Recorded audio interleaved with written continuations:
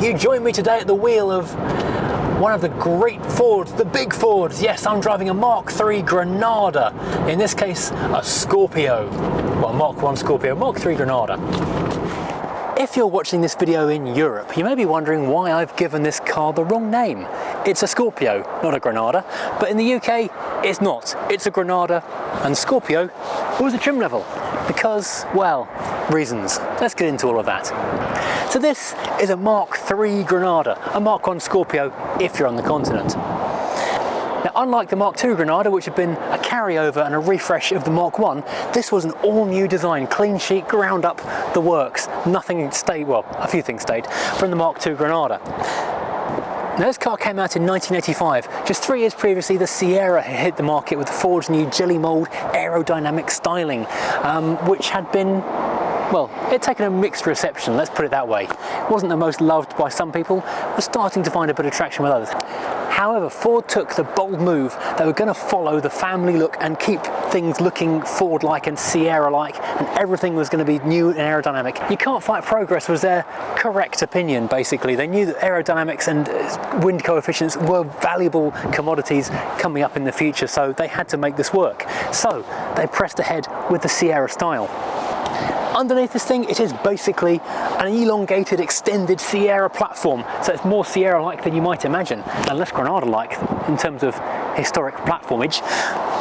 So in perhaps typically Ford way, it was an advanced, modern-looking exterior over slightly older underpinnings with a Sierra extended platform and rear-wheel drive in the back. Now this one you'll notice is an Estate, which is a good thing in my book. You'll notice the front end is slightly more modernised as well. This is because they facelifted the car in 1992 and brought out the Estate in 1992, and the whole point of this new front end was to update the family look, so it looks more like the then current generation Sierras with the new wraparound headlights and everything. And also this grille was also giving a foretaste of the Mark I Mondeo, which was just around the corner.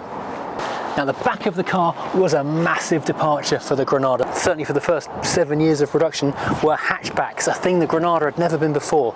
And this is a strange thing to put into this particular market because, let's open here and get out the wind.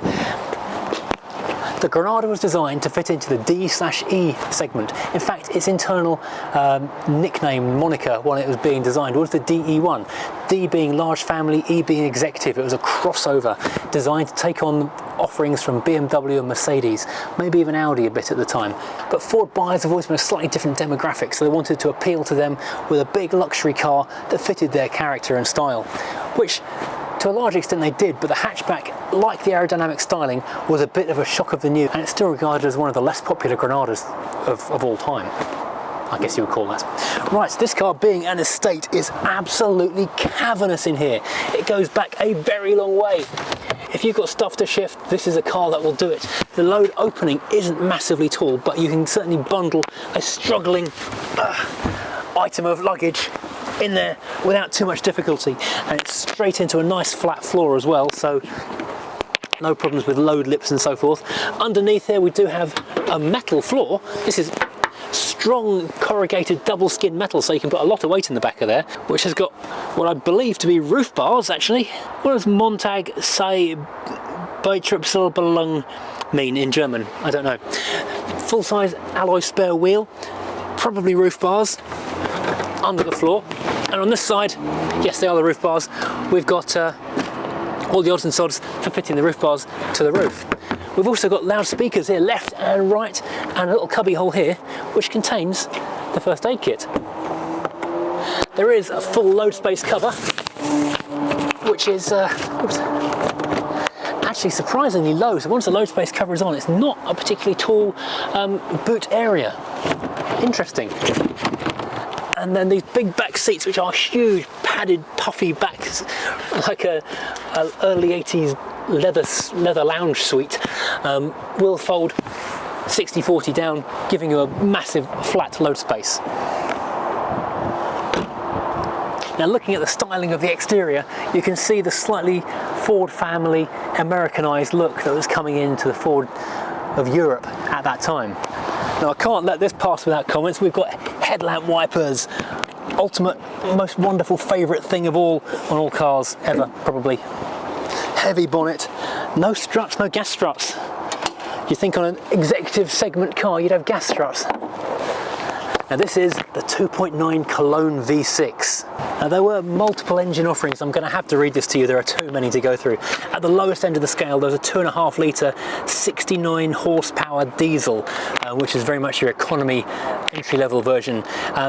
Then you had a couple of 4 cylinders in the Pinto range, a 1.8 89 horsepower and a 2 litre carburetted 104 horsepower Pinto 4-pot. In March 1989 that became a 1998cc chain-driven twin-cam 2 litre and gained Bosch L-Jet injection, which is Luftjet, air-jet, Luft being air, and that was 113 horsepower. Then we get onto the fun stuff. There was a 2.4 litre V6 making 130 horsepower, and there was a 2.8 litre V6 making 148 bhp. And that 2.8 V6 later became a 2.9. The ultimate, of course, was the Cosworth powered one, and the big daddy of them all, which is the 24 valve 2.9 Cosworth worked over quad cam 200 horsepower car, which goes 0 to 60 in 8.1 seconds and has 140 mile an hour top speed. Now this is pure 80s, 90s Ford luxury. You sink into these huge leather armchairs. Oh, this really is like, I don't know, a drug dealer's flat in 1987. They're just so squishy and padded, and you feel like they're deflating as you sit into them. Now, this leather often deteriorates really badly and looks terrible after a fairly short time, but this car's only got 28,000 miles on it. It's a one owner from new, it's been very well cared for, and it actually looks virtually like brand new in here. Right, let's whip you off the tripod and show you around the interior. Now the first thing to notice is these are electrically adjustable seats in many directions, and now, as I said, big and squishy soft leather. These big bolsters are just massively padded and goopy almost. Then we climb in. The instrumentation is very, very Ford, very, very black plastic, and over here it's a lot more of the, well, if you're used to driving Sierras and Fiestas and Escorts in the 80s and 90s, this style of design will look very familiar to you. And also this kind of mock elephant hide stuff, which isn't as soft as it looks actually, is all over the top of the dashboard. Not cracked at all in this particular car. We have got double T-shelfery going on. Got a minor T-shelf here in the centre and a narrow T-shelf here. This is where you put your cups, and that's where your snacks go in this particular car. There's a nod to previous generation Granadas with the trip computer here to the left of the wheel. So multi-functions, time, date, temperature, that kind of thing. Trip computer giving your economy and speed, that kind of thing. Range left in the tank. Now back over to the instrument cluster. Rev counter, speedo, fuel and temperature. That really is all we've got. It feels like you want to have more, like a big Audi with that 19 different dials showing every little facet of the vehicle's being, but this is Ford, this is more basic, and the materials feel a little more basic as well. These indicator stalks and wiper stalks, you'll find the same things in an Orion. If you're spending 3 times the amount on your big top-end Granada, you might be a bit miffed to find those in your son's, or if you're the director and you spent 3 times the cost of an Orion on your Granada Scorpio, and your junior salesman Orion has got the same stalks, that you might be a bit miffed. We do have a better steering wheel though. It is leather clad. It's a little bit of padding, but barely any. We've got cruise control, multifunction steering. This is very, very early days of multifunction steering wheel, so this is a massive deal. And Ford may well have not given you the same kind of material quality as Mercedes did, but they loaded you with toys. We do have a horn for the horn test. Oh, ignition on. Horn test. Yeah, that's a decent horn. They do good horns over at Ford. To the right of the wheel, we've got a little bit of air blowage, and there's rotatable and pullable fog light switch and headlight switch, and a bit of timber in the door, because we've got timber in the dash as well, which we'll wander over to in a second. This is quite nice veneer stuff. Not really padded elephant hide going on in the centre of the door, and more perforated leather, same as in the seats. It's just really incredibly soft and padded, nice feeling leather. I don't know what the longevity of it is, but it feels very nice at the moment. Now, plastic door handles. I think on an executive car you're going to get some shiny chrome stuff, but this really is textured plastic. Then we have our electric window switches for the front, and our electric mirror switch as well for adjustment. Again, a Ford parts bin item. Back over to the centre of the dashboard. If these aren't the same buttons we'll find in Sierras, they're certainly very similar indeed. Basic rotary controls for our heating and ventilation, and clicky on, clicky off for the air conditioning. Now this is cool. This is very cool indeed. This is our double stack stereo, not double din, double stack. Ford 2008 RDS 2 tuner Eon system with a cassette in the top and dropping down here to a CD player. The Ford 240, or using the key code security system.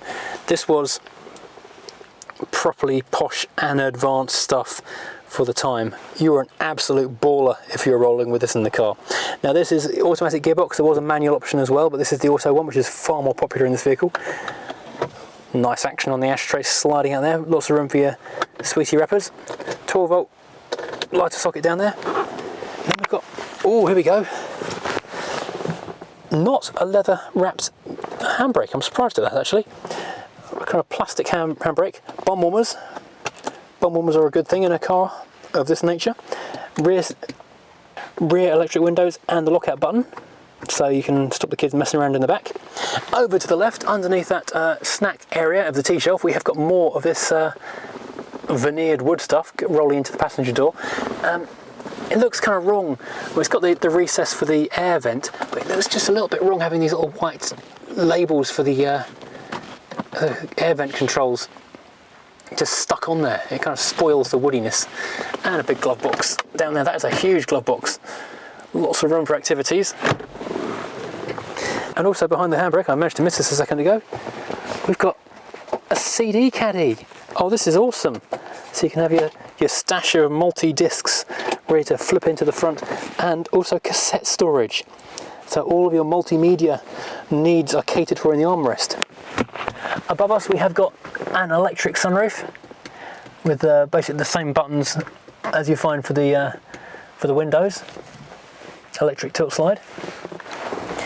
It does feel big and feel grand. It's got kind of an American car feeling about it really, as you're sort of just wrapped around in such a big squashy chair, and lots of big chunky buttons as well. Let's have a quick look in the back of the thing. This rear door is a little bit tight up here at the top. You could easily bang your nose on that. Now getting in, we've got lots of room here in the back. Now my granddad did actually have a hatchback one of these back in about 1989, I think it would have been, when it was new. I seem to remember the rear seats of the hatchback were actually electrically reclining. This one doesn't have it because they're folding seats instead, but it's more of the same black leather. There's a sea of black in here. Very, very squishy armrest in the centre. It's got 3 belts across the back. Like in the Mark II Granada, we've got the carpet in the bottom of the doors, and this plastic isn't that tactile. We do have more nice leather up around here. Little ashtray in the top. Same plastic door handles as before in the front. That's a shame they've not gone for a slightly more premium feel. And also, this is unusual in a car of this era, a second 12 volt socket in the back. It's a lighter obviously in this car, but 12 volts, which is great if you're putting kids in the back now. They can play the Nintendos and iPads and things. Lots of headroom. Lots of headroom. It would be good headroom anyway, but being an estate, it just goes on forever. The car, I think it's 3 inches longer in the estate than it is in the hatchback version. Right, let's get behind the wheel and see what it's like on the road. Now these locks may be something you may remember from the controversy in the mid-80s. From launch until 1987 they used Chubb locks. Then in 1987 onwards they used Tib locks. Now there was some controversy that these barrels only had 7 different designs, so anyone with just 7 keys could steal any Granada. I think there were actually quite a few more variations than that in actuality, but certainly at the time it was pretty much thought you could just drive off with any Granada you fancied. Right, let's kick this V6 into life. Oh, you've got to love the sound of a V6, haven't you?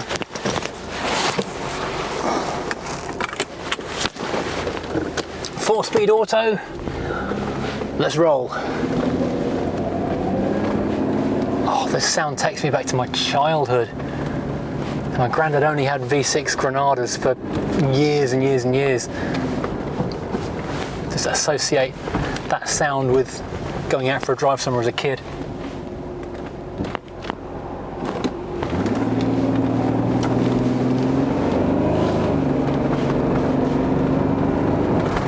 does feel rapid. It feels like a fast car straight away.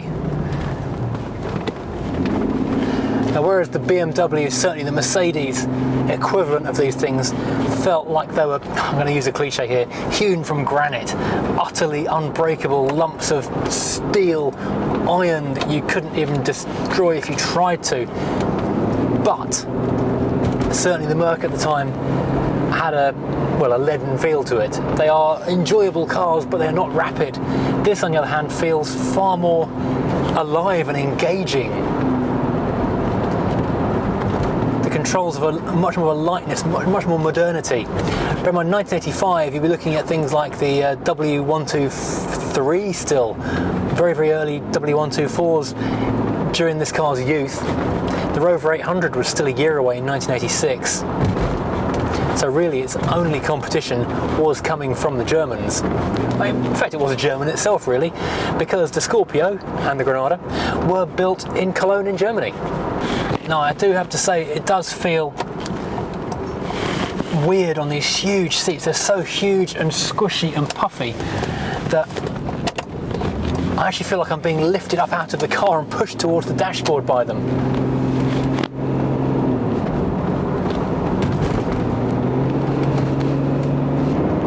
Now, if you're watching in America, as I know a few of you are, you may know this car as the Merkur Scorpio,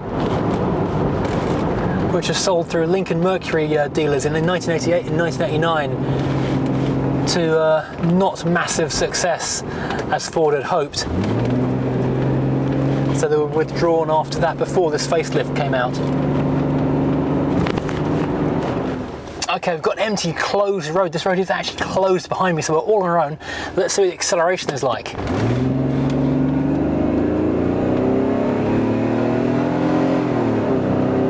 That's 50, that's the limit. That is pretty darn brisk, I'm gonna say. This is a great car to drive. This does the thing that Fords always do. They're engaging and entertaining, lots of fun, bringing executive toys to the masses, basically. Okay, it was an expensive car, but not as expensive as a Merc, and certainly didn't have the overtones of superiority you might get with a Mercedes or a BMW. But we have got everything. We've got our advanced trip computer for the time. We've got our multi-everything radio cassette system, air conditioning, electric sunroof, electric windows, central locking, not remote central locking at this point, sadly.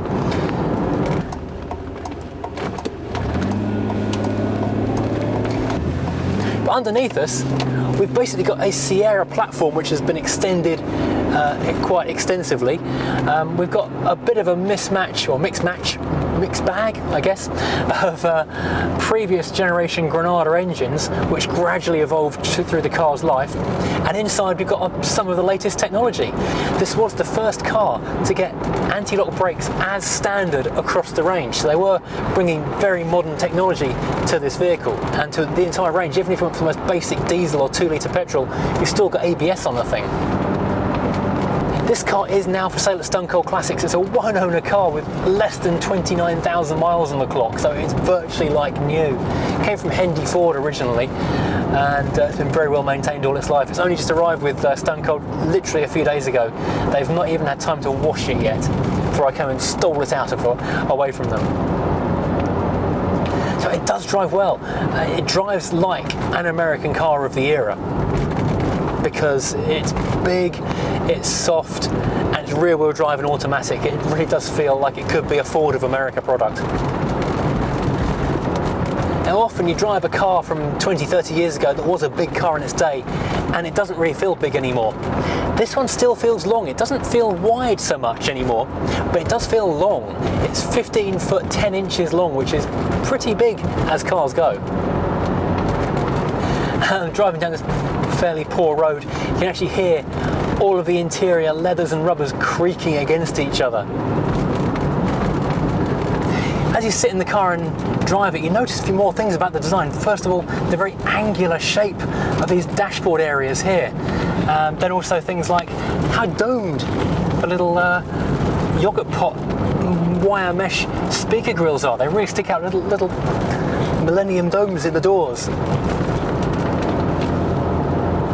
And also, when you turn the car on and off, you get a whole bank of warning lights in the corners underneath the dials. It's hidden most of the time, but then it pops up and looks very modern all of a sudden. This is a very easy car to drive.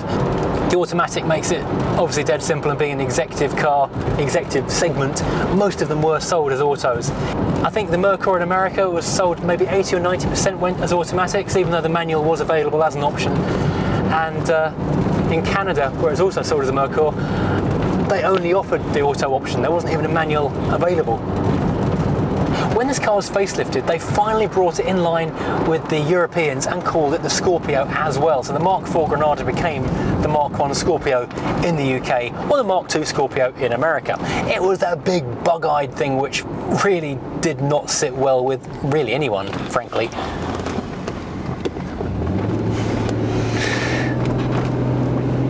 But something I hadn't realised is that they carried over this floor pan, this chassis, as that car. So looking underneath that, you've got the same doors, the same roof, the same floor pan going into that later car, which I had not realised until the other day. Looking at this car as an estate, you are more aware of the fact it is Sierra based, because those rear wheels do look slightly funnily inboard when you come to look at it again. I never noticed it previously. Well, thanks for joining me today here in this lovely, lovely Granada, Mark III Granada here in the UK. This one is a Scorpio. It's as good as it gets, and it is a very nice car. You know, when I set off to do this review, I wasn't sure if this is going to be one where I was going to be wanting to drive home and buy the car at the end. At the moment, I really do enjoy it. I'm absolutely loving driving it, but I'm not sure it's one I'd want on my drive. I can't really decide. Let me know what you think in the comments below. If you've enjoyed this, please hit like and subscribe and smash the bell notification to find out when I'm driving something next. And I'll see you again soon driving something completely different.